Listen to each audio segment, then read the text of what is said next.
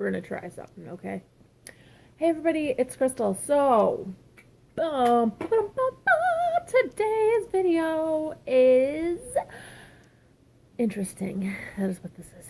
Um, Today's video, I had talked to friends yesterday, asked them what they wanted me to record or talk about, because I don't feel it's fair for me to tell you all about how angry and frustrated I am about Dude Face all the time, because we are moving past his dumbass.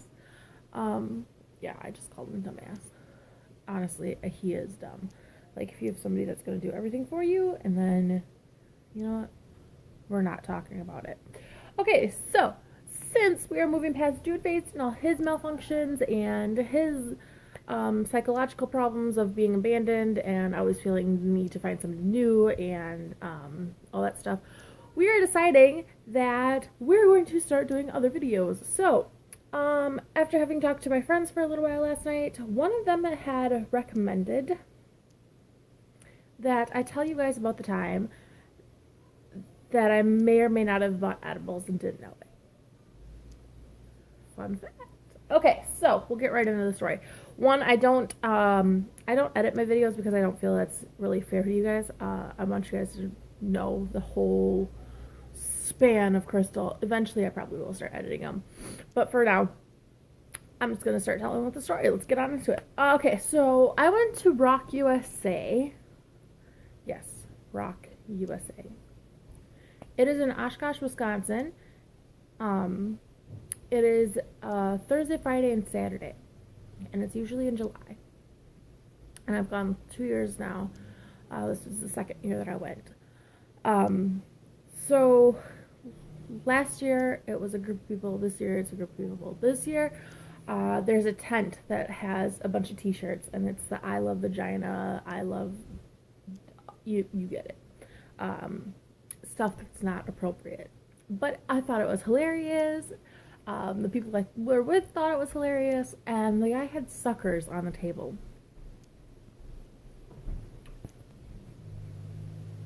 Sorry, not a child appropriate story. They don't need to know. So the guy had a bunch of suckers on the table at the time. It was like the third day, so it was the very last day that we finally decided we were going to go over there and look at it and purchase some. I bought a sucker for myself and then a sucker for my mom, because obviously they looked like they were homemade. I was like, oh dang, this guy's making homemade strawberry suckers, you know.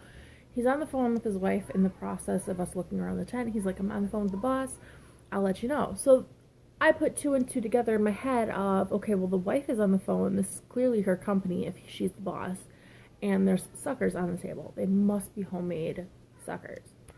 I don't know if anybody knows of making homemade candy. It never looks the same as if you store-bought it. So, to me, it didn't really, it was whatever. And then Dude Face's mom has, like, this whole business of, like, making her own dips and stuff. So, I assumed they were automatically homemade. Old ladies, they got nothing else to do. They make food. So, I bought one for me and one for my mom. It was my mom's birthday. And I go and I start eating my sucker, and I was like, oh, this tastes like earth. Like, real bad earth. Like, if you've ever eaten a strawberry and you've gotten part of that leaf in your mouth and it's disgusting, yeah, it was gross. So I put my sucker, I'm like halfway done with it. And the only thing I could think of is these bitches did not wash these fucking strawberries off. Put my sucker back in my bag, tied it off, and I walked off with my group of friends to go hang out for a little bit before the next set came on. And I got a baked potato and stuff like that. So in the process, I never thought anything of it. I put them in my wallet, assuming, okay, I'm just gonna bring it to my mom. Maybe she'll like them. Like, oh, again, my mom's weird. She's older. She might possibly be into that. It's probably something from her childhood that I don't even know about. So I put both suckers into my wallet, and I put them back into my bag. And I'm walking around for the day, and I'm not thinking anything of it. And obviously, big festivals, they do sell a lot of paraphernalia. They'll sell the lighters, they'll sell the pipes, but they do not, and the grinders and stuff, but they don't sell actual weed. So I assumed, okay, the whole thing is you cannot have it on the property. Like, no illegal substance whatsoever can be on the fairgrounds. So my thinking is, okay, it's perfectly fine. So we'll skip forward a few hours to save you the trouble. We were leaving. We had just got done watching Stone Sour in the rain and Slayer. And we were jumping around in puddles, and like the whole field is a giant mud pit. And I think, okay, shit, my car's probably gonna be stuck. I'm not thinking too much of it. Now, I also didn't think, okay, somebody possibly hit the back of my car or any of that. Like, nobody's walking around the car to get in. Like, we didn't really check. We just wanted to go. It was 12:30 in the morning, almost 1 o'clock. We wanted to get home. We had to drop Bryce and Earl off yet, and like, it was, yeah, because Michaela and Stefan had already left and stuff, and everybody else that we were with, they had been camping, or like they had already been gone back to the hotel rooms. So we were like, okay, we've got to drop all these people off. And we're driving down the highway on our way home. Again, it is like 12:30, 1 o'clock in the morning. We are all still wet from the rainstorm because we were playing outside in this thunderstorm, watching Stone Sour. I'm not gonna give up um, my band that I wanted to see just to go hang out because it's raining. No, I'm gonna stand right where I am and I'm gonna hang out and watch them. So we're all outside in the thunderstorm watching Stone Sour. So we're all soaking wet at 1 o'clock in the morning. We're driving home down the highway. And all of a sudden, I see lights behind me. And I'm like, what the fuck? And I didn't think anything of it. I was like, okay, no big deal. You know, like, they probably pulled me over for my exhaust. It's okay. The cops come up to the window. They're knocking. We roll the windows down or whatever. There's one on each side of the car. And the cop asks, you know, where you come from. I have the giant VIP parking sticker in my window that says Rock USA. You know, we told him Rock USA. He's like, you have a tail light out. That's why we stopped you tonight. Can I get your license, your registration, and your insurance? And I was like, well, sure. I have my insurance and my license right here, but it's going to take a second for me to find the registration because I have it hidden in my arm compartment, which probably not the best idea, but that's where I put it. So I grid it all out, you know, he's all good with it. He hands me back my registration, comes back with my insurance card, you know, that's fine. And then he walks off with my license. But in the process of turning to walk off, he stops, looks down, flashes a light in the back seat, and he goes, is anybody drinking? And then I said, no, I haven't. The passenger hasn't. The guys in the back seat have. That's why we're driving. And he's like, okay, so as he goes to flash it back in the back seat, he notices there's a bag on the back seat, a baggie next to Earl. And he's like, what's that bag right there? And Earl's like, nothing. And he holds it up and it's empty. And the cop doesn't let it go.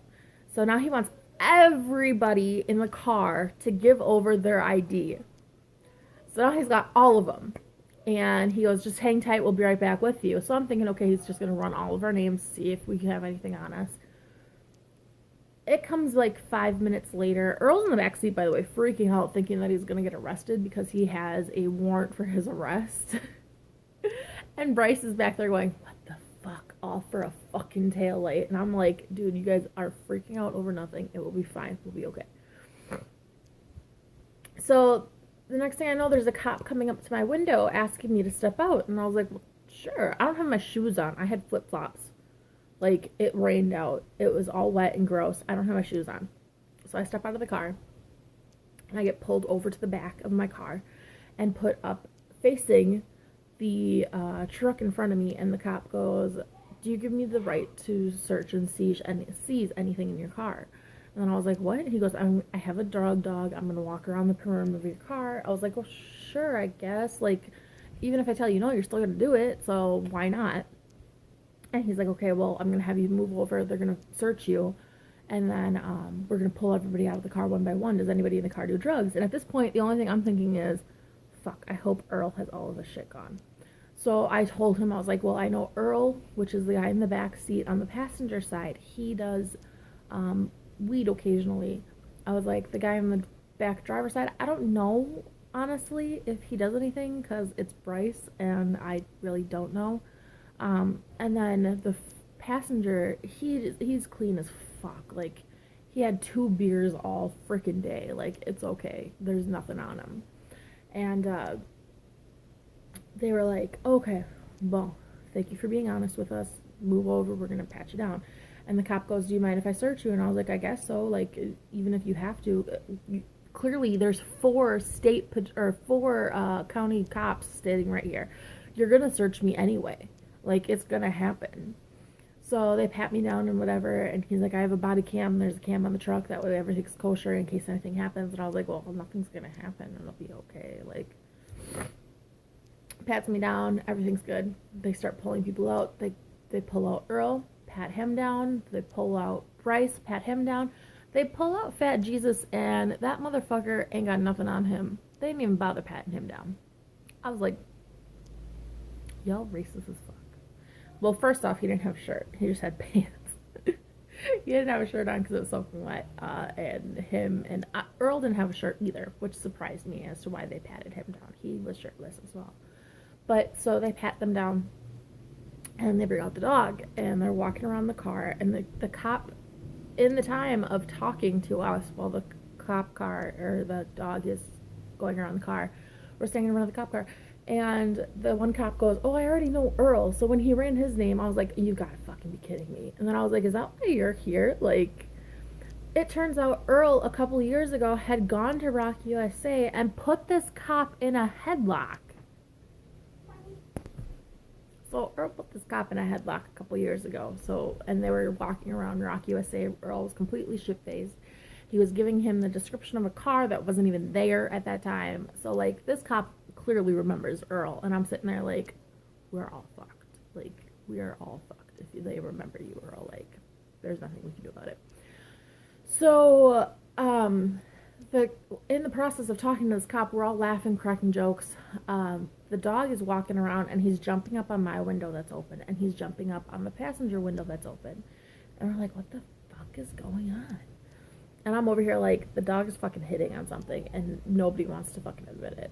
And the other guys, they don't know what the fuck's going on. I've watched enough of them fucking cop shows to know that the dog is obviously smelling something, and he wants to get in the car. Next thing I know, he opens up the back door, and he lets the dog in the car, and the dog's sniffing around, and he hit on Earl's bandana, which is where Earl kept his weed stashed throughout Rock USA, and he also hits on my wallet. So they put the dog back into the car, and two cops go and search the car manually by hand. Neither of them find anything, and well, not that they know of. Neither of them have found anything. In the process, they come over, they ask Earl to talk to him, and they're talking to him or whatever, and the next thing I know, the one cop comes up and he goes, they're all free to go. So we're all getting our IDs back, and the one cop is like, are you sure they're all of them? All of them? Like, he sounds surprised as fuck, and I'm sitting there like, the fuck is going on? Like, why would you be so surprised about that? Like, there's nothing in my car. I know Earl's stuff's already gone because it's been 3 days. Like, it ain't gonna last him. What the hell? So we get back in the car and we're driving off, and the next thing I know, I look down and I see my suckers laying right there in the open after my wallet has been thrown about the car. By the way, when cops search your car, they don't give a shit about what you have in it. They will throw it all over the car. Like, my kids, I had like a hat and stuff in my backpack and things. They threw them everywhere. Like, I was pissed. Like, I understand that it's your job to search the car, but if I tell you that there's nothing in it and you find nothing in it, you could at least put it kind of back to how you found it a little bit. I don't need to have t-shirts all over the backseat of my car. Like, I have clothes in my car still from this because I haven't cleaned my car out yet because they threw everything everywhere, and I was pissed. But so we get back in the car and we're driving, and all of a sudden I think about it, and then I was like, what the fuck? Like, I saw the dog hitting on the front seat in between where my wallet is, and I was like, what the fuck could they possibly have been hitting on up here? And like, I'm digging around, and I could find my suckers, you know, right there in the open in the cup holder, and I was like, oh fuck. I was like, that earthy flavor clearly was not a dirty ass strawberry. Clearly. So I'm like, you guys, and then all of a sudden they were talking in the back seat, and Earl's like, she told him that I smoke weed, and I was like, Earl, if it makes you feel better, I have weed suckers in the car, and I didn't even know it. And they all start geeking out laughing, and they're like, "Where'd you buy them?" And I was like, "At Rock USA at the tent, you know, because it's not supposed to be sold or permitted in the grounds." And I didn't know that that's what there was until after I saw the cop dog, like the canine, hitting on it. I was like, "You've got to fucking be kidding me! Like, that is not what I just bought." So I rushed over to my mom's house and I was like, "Mom, you will never believe this." And I told her the story and I gave her the sucker and she's like, "You're right, I will never believe it." But it was a true story and everybody was laughing and they thought it was hilarious. But that is the time that I bought weed suckers without knowing they were weed suckers and the cop didn't know either. Like, I'm telling you, it was. Ugh.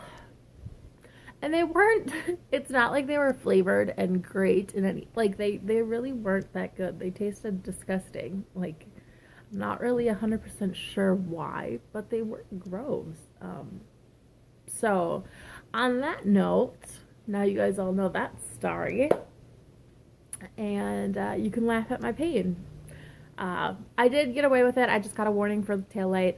It turns out when I put the new ones in, and I went to go take the old ones were shattered. So I'm assuming somebody either hit the car on accident and broke the light bulbs or something happened. But the lights themselves were shattered inside there, so I don't really know 100% as to what happened. But yeah, I got pulled over for a taillight. Almost got a drug possession, but they didn't know what it was. So on that note, I will let you guys go while you continue to laugh at the fact that I'm stupid. And I will talk to you guys later. Bye!